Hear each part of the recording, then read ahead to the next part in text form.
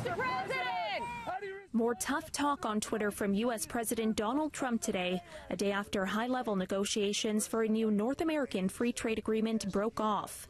Trump making his latest take-it-or-leave-it threat in a tweet this morning, saying in part, there is no political necessity to keep Canada in the new NAFTA deal.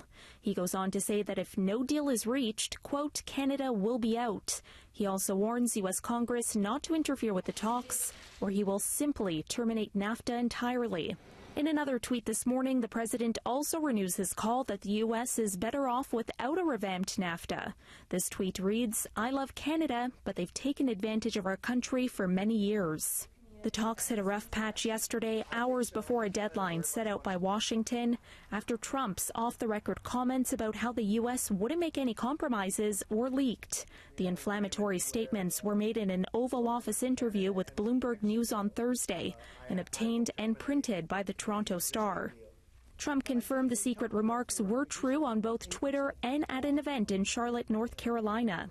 But I said, in the end, it's okay, because at least Canada knows how I feel, so it's fine.